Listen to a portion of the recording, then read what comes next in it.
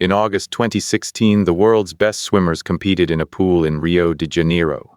The water was clean, the times were fast, and the stands were full. 18 months later, a journalist visited the same pool. The water was dark green. The starting blocks were broken. The bleachers were empty and dusty. Nobody had been maintaining it. Nobody had been using it. In 18 months, one of the most watched venues on Earth had become something that looked like it'd been abandoned for decades. Rio 2016 didn't just leave behind empty stadiums.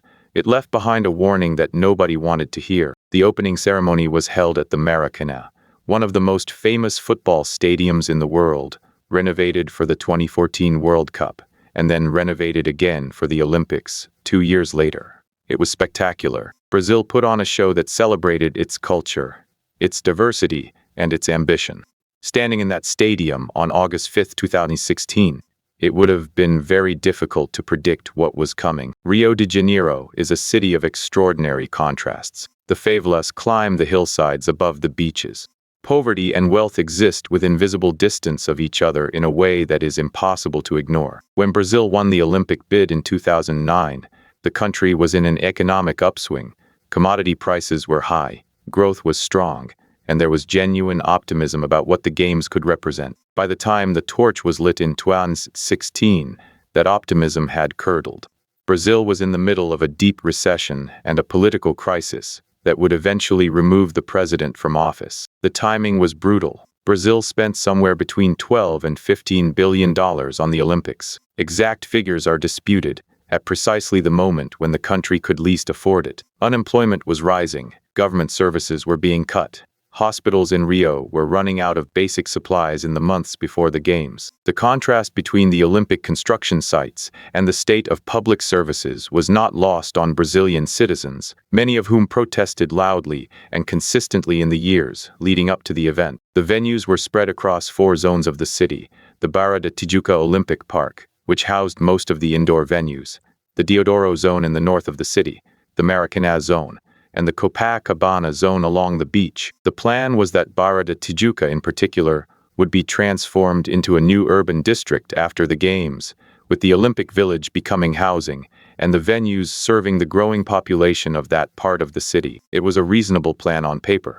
Paper and reality in Rio turned out to be very different things. The Olympic Village was supposed to be converted into luxury apartments after the Games. The developer ran into financial difficulties almost immediately. Construction stalled. The buildings sat empty. By 2017, just 1 year after the closing ceremony, the complex that had housed 10,000 athletes was a partially abandoned construction site, with unfinished units, broken infrastructure, and a legal dispute between the developer and the city that would take years to resolve. The velodrome was stripped, electrical fittings were removed, equipment disappeared. The wooden cycling track, built to precise specifications for elite competition, began warping in the humidity. Within 2 years of the closing ceremony, the venue looked less like a recently used sports facility and more like a place that had been looted and left.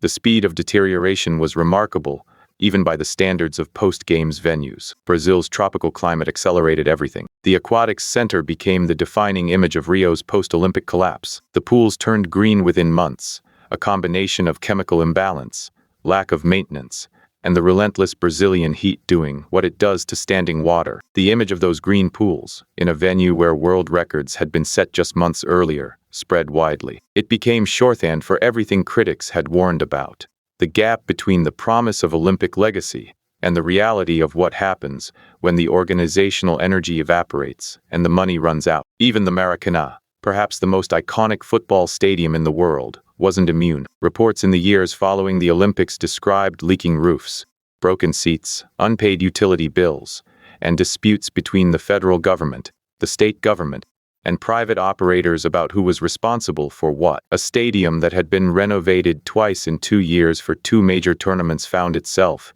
in a maintenance crisis almost immediately after both events ended. The Maracanã didn't collapse, but it struggled in ways that nobody had anticipated when they were spending billions to make it shine. The Deodoro Zone in the north of Rio was supposed to become a public park and sports complex after the Games. Instead, most of the facilities were closed almost immediately. The equestrian venue, the shooting range, the BMX track, padlocked. The area had been chosen partly because it was a lower-income part of the city that could benefit from new infrastructure. That infrastructure existed for 2 weeks in August 2016 and then became inaccessible to exactly the community it was supposed to serve. As with Qatar and South Africa before it, the Olympic construction came at a human cost that the official legacy narrative struggled to accommodate. Thousands of residents were displaced from their homes to make way for venues and infrastructure. The Villa Autodromo community, which had resisted removal for years,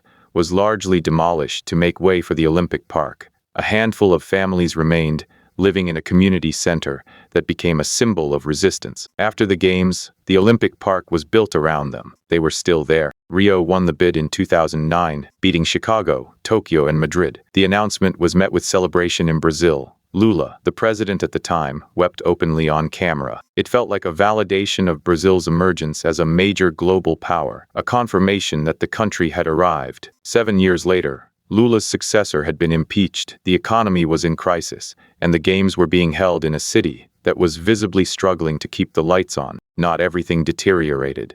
The Copacabana beach venues were temporary by design: the beach volleyball arena, the open water swimming course, the road cycling finish line. These events used the beach itself as their setting, which meant that when the Games ended, the beach simply returned to being a beach.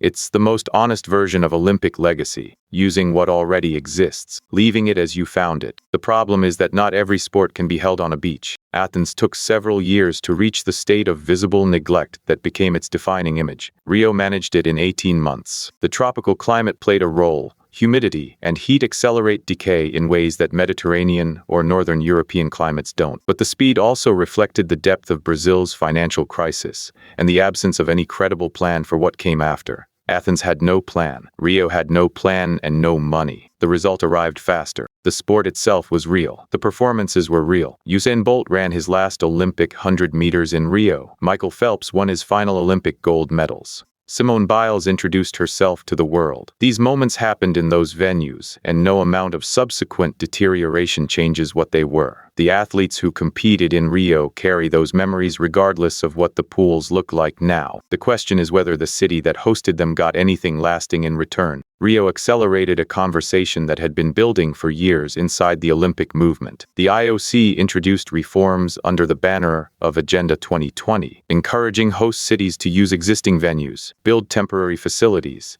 and avoid the kind of overbuilding that had defined Athens, Beijing, and Rio. Paris 2024 was held up as a model of this new approach, using the Eiffel Tower as a backdrop, the Palace of Versailles for equestrian events, existing stadiums where possible. Whether the lesson has truly been learned, or whether it will be forgotten the next time a country wants to make a statement, remains to be seen. Rio de Janeiro is still Rio de Janeiro. The city that existed before the Olympics exists after them, complicated, beautiful, unequal, alive. The Christ the Redeemer statue still looks out over the bay. The beaches are still full. The favelas are still there, as are the neighborhoods that were demolished and the communities that were scattered. The Olympics passed through Rio like a very expensive, very visible wave, and the city absorbed it, the way cities absorb everything, and kept going. Some of the Barra Olympic Park venues have found uses. The Arena Carioca venues host local sports events.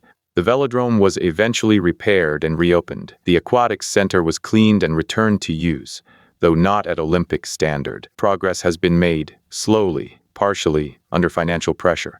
It's not the transformation that was promised, but it's not total collapse either. Rio sits somewhere in the uncomfortable middle ground that most Olympic host cities eventually occupy. Better than the worst predictions, worse than the best promises. The venues that remain closed sit in the dark most nights. Security lights flicker on the fences. Somewhere beyond them, the city is doing what cities do: noise, movement, life. The buildings wait.